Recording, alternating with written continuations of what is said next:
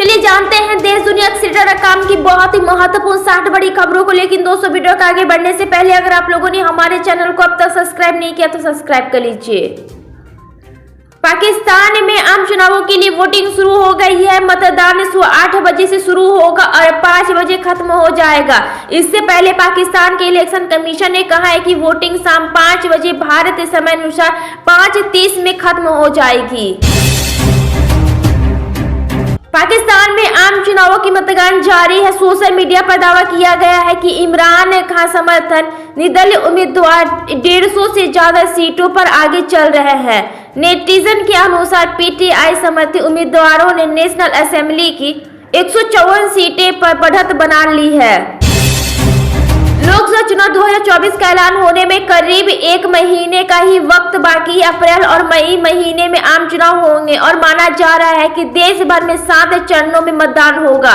इस बीच अलग अलग चैनलों के सर्वे भी आने लगे हैं, जिसमें चुनावी अनुमान जाहिर किए गए हैं। लोकसभा चुनाव की तैयारी के बीच आया एक सर्वे भारतीय जनता पार्टी के लिए राहत देने वाला अनुमान लगाया जा रहा है कि उत्तर पश्चिम और पूर्व में भाजपा की अगुवाई वाली एनडीए यानी नेशनल डेमोक्रेटिक अलायंस का डंका बजने वाला है। कांग्रेस नेता राहुल गांधी ने गुरुवार को ही भाजपा को धन्यवाद दी। उन्होंने कहा कि बीजेपी का धन्यवाद ही उन्होंने इस बात की पुष्टि कर दी है कि प्रधानमंत्री नरेंद्र मोदी का जन्म पिछड़ा वर्ग के परिवार में नहीं हुआ था। विदेश मंत्री एस जयशंकर ने हिंद महासागर पर शुरू होने वाले 2 दिनी सम्मेलन में भाग लेने के लिए ऑस्ट्रेलिया के पर्थ शहर जाएंगे। यह दौरा ऐसे समय में हो रहा है जब चीन हिंद महासागर क्षेत्र में अपनी ताकत बढ़ाने में कोई कसर नहीं छोड़ रहा है।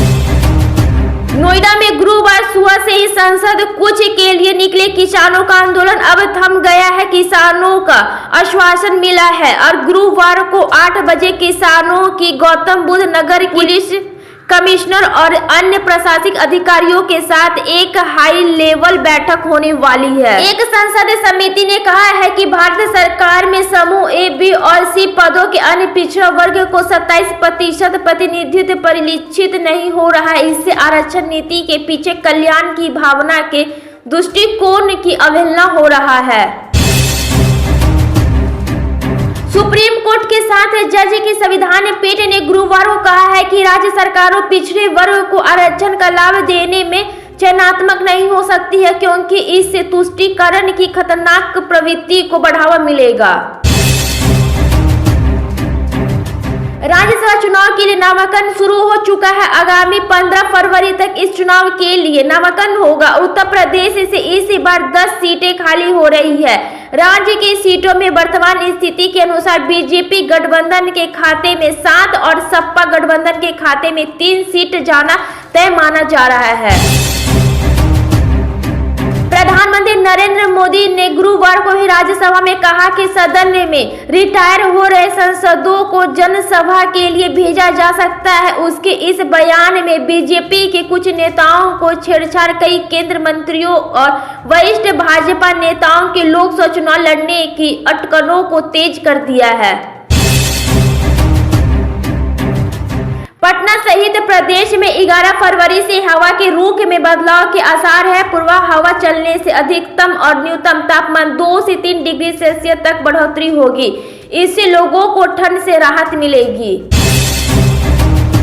साल 2024 का साल है। कुछ ही दिनों में आम चुनाव होने वाले हैं। लोकसभा चुनाव की जोर शोर से चल रही तैयारी के बीच पार्टियों के गठबंधनों के टूटने, नए गठबंधन बनने आदि की खबरें या ऐसी सुगबुगाहट का दौर शुरू हो चुका है।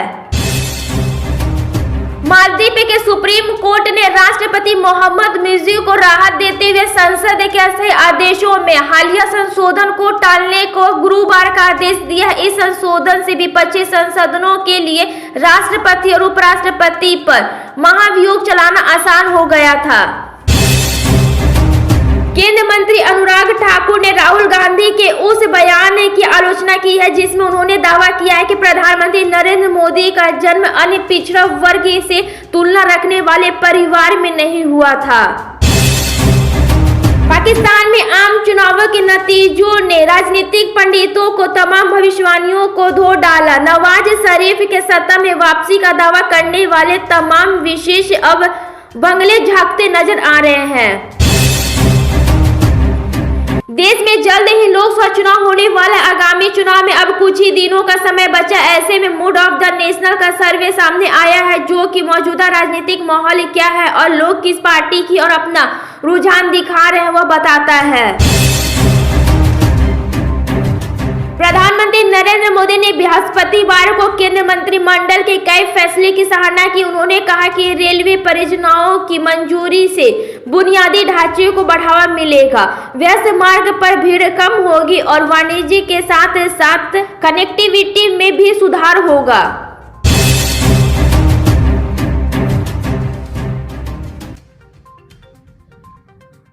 भारत और मालदीव के बीच आए रिश्तों में दरार के बाद भारत ने कहा कि वह मालदीव में 3 विमान मोर्चों का संचालन करने वाले हैं और अपने सैन्य कर्मियों की जगह पर सक्षम भारतीय तकनीकी कर्मियों की नियुक्ति करेगा।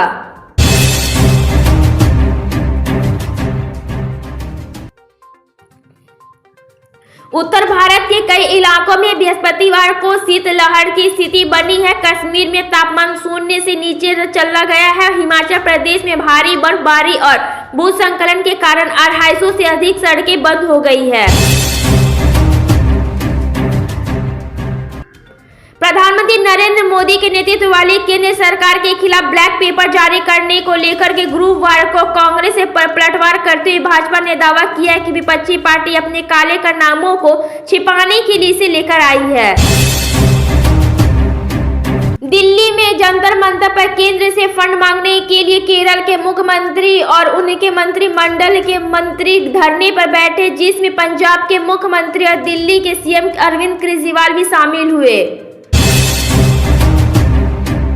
देश में लोकसभा और विधानसभाओं के चुनाव एक साथ कराने की केंद्र सरकार की वकायत को लेकर के आम आदमी पार्टी के नेताओं का एक दल पूर्व राष्ट्रपति रामनाथ कोविंद से मिला और इस पूरे मुद्दे पर अपना रुख सामने रखा।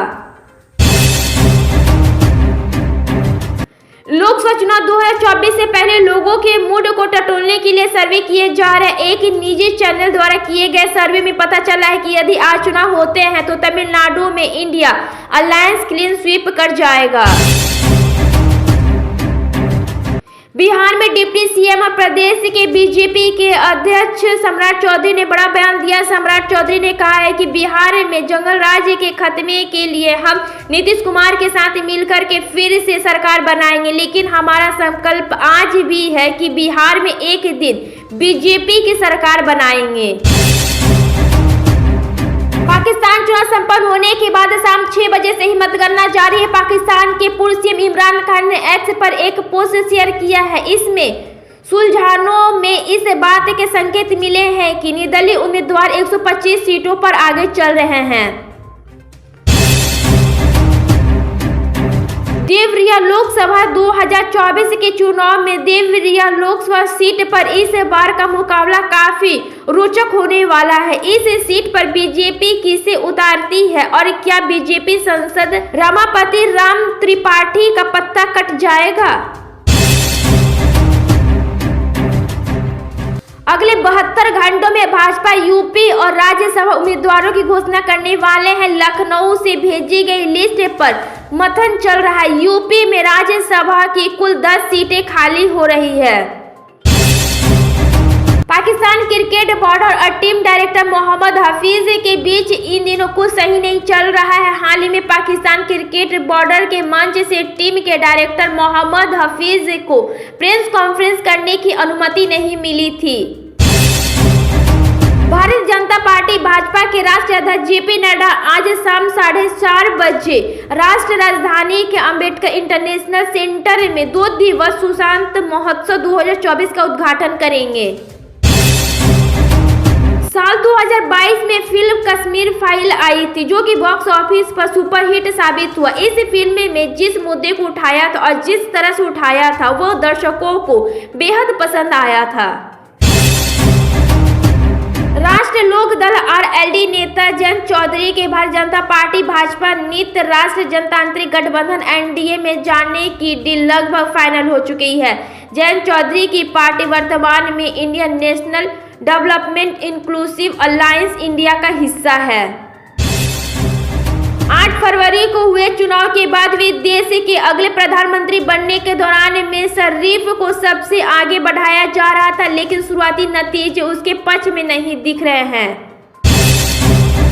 ज्ञान वापी और मथुरा को लेकर के सीएम योगी आदित्यनाथ ने सदन में जो बयान दिए उसके समर्थन में अब वाराणसी के साधु संत भी उतर आए हैं। संतों के सीएम योगी आदित्यनाथ का समर्थन करते हुए कहा कि मुसलमानों की तरफ से इस पर पहल करनी चाहिए। अगर वह ऐसा नहीं करते हैं तो अपना नुकसान करेंगे, क्योंकि कोर्ट के माध्यम से वह फैसला हिंदू के पक्ष में ही आना है। मौसम विभाग ने बताया है कि देश के अलग अलग हिस्सों में अगले 5 दिनों तक बारिश का दौर रहेगा। दिल्ली समेत देश के कई हिस्सों में चल रही हवाएं 2 दिन के लिए शांत रहेगी। आम आदमी पार्टी ने 13 फरवरी को राजनीतिक मामले की समिति पीएसी की बैठक बुलाई है, जिसमें गोवा, हरियाणा, गुजरात की लोकसभा सीटों के उम्मीदवारों का निर्णय होगा। पार्टी के एक सूत्र के शुक्रवार को कहा है कि आप गुजरात, हरियाणा और गोवा के लिए लोकसभा उम्मीदवारों के नाम तय करने के लिए 13 फरवरी को ही अपनी राजनीतिक मामलों की समिति की बैठक करेंगे। पाकिस्तान में चुनावी नतीजों को लेकर के सस्पेंस गहरा हो गया। इमरान खान की पार्टी ने कई काउंसिलिंग सेंटर पर धांधली का आरोप लगाया है। सोशल मीडिया पर खबरें आ रही है कि इमरान खान की पार्टी के उम्मीदवार ने 154 सीटें पर आगे चल रहे हैं, जबकि नवाज शरीफ की पार्टी और बिलावल भुट्टो की पार्टी पीपीपी 47-47 सीटों पर आगे चल रहे हैं। आम चुनाव 2024 से पहले कांग्रेस ने 15 राज्यों के 56 सीटों पर राज्यसभा चुनाव को लेकर के तैयारियां शुरू कर दी है। इन राज्यों की सीट पर नामांकन दाखिल करने की आखिरी तारीख 15 फरवरी है और 26 फरवरी को मतदान होगा। इस साल होने जा रहे लोकसभा चुनावों से पहले इंडिया टुडे ग्रुप से सी वोट के साथ मिलकर देश का मूड समझने की कोशिश की। 540 लोकसभा सीटों पर सर्वे किए गए। 1.5 महीने तक चले सर्वे में 1.5 लाख लोग शामिल हुए। प्रधानमंत्री नरेंद्र मोदी 16 फरवरी को रेवाड़ी के माजरा खालकी गांव में 22वें अखिल भारतीय आयुर्विज्ञान संस्थान का शिलान्यास करेंगे। केंद्रीय राज्य मंत्री राव इंद्रजीत ने गुरुवार को इस बारे में जानकारी देते हुए बयान में इसी दिन प्रधानमंत्री अन्य महत्वपूर्ण योजनाओं का भी शिलान्यास करेंगे। राजस्थान में भजन लाल सरकार ने अपना पहला अंतिम बजट पेश कर दिया है। वित्त मंत्री ने बजट में पिछली गहलोत सरकार और उससे पहले की वसुंधरा राजे सरकार से ज्यादा घोषणाएं किए हैं। इसका मतलब साफ है कि सरकार पूरी तरीके से चुनावी मोड पर है। मतदान केंद्र बंद होने से 13 घंटे से अधिक समय बाद भी पाकिस्तान चुनाव आयोग केवल 8 नेशनल असेंबली परिणामों की घोषणाएं पर पाया है। भारतीय जनता पार्टी के शीर्ष नेतृत्व ने पार्टी विधायकों को 2 दिन के लिए बोधगया पहुंचने के लिए कहा है। बताया गया है कि ये है सभी विधायक आज बोधगया पहुंच जाएंगे, जहां केंद्रीय गृह मंत्री अमित शाह 10 फरवरी को इन विधायकों से 2 घंटे वर्चुअल ट्रेनिंग देंगे। प्रधानमंत्री नरेंद्र मोदी ने संसद में दिए भाषण में अब की बार 400 पार का नारा दिया है। मतलब उन्हें विश्वास है कि आगामी लोकसभा चुनाव में भाजपा 375वें एनडीए के सभी दल मिलकर के 400 सीटें जीतकर संसद में अपना सर्वोच्च प्रदर्शन करेंगे। ओडिशा में भारत न्याय यात्रा के दौरान कांग्रेस नेता राहुल गांधी ने पीएम मोदी पर जमकर हमला बोला। उन्होंने कहा कि प्रधानमंत्री की सैलरी 1,60,000 रुपए है। वे दिन भर बदल बदल कर लाखों के सूट पहनते हैं।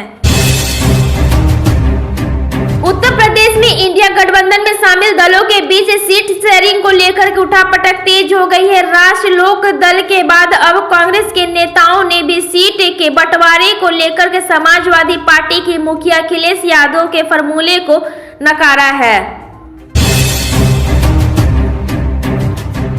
श्री राम जन्मभूमि तीर्थ क्षेत्र न्याय के महासचिव चंपत राय ने कहा है कि अयोध्या के नवनिर्मित राम मंदिर में 22 जनवरी को प्रमाण प्रतिष्ठा के बाद श्रद्धालुओं के सैलाब के मद्देनजर हर दिन 14 घंटे दर्शन की व्यवस्था जारी है। लेकिन कई लोगों का मत है कि 5 साल के बालक के रूप में पूजे जाने वाले भगवान राम को बीच बीच में अच्छी तरीके से विश्राम की भी आवश्यकता है। 2024 के लोकसभा चुनाव अभियान में जुटे राहुल गांधी की कानूनी मुश्किलें झारखंड में बढ़ती नजर आ रही है। केंद्रीय गृह मंत्री अमित शाह के खिलाफ अपमानजनक टिप्पणी मामले में राहुल गांधी याचिका पर झारखंड हाई कोर्ट में आज सुनवाई होनी है।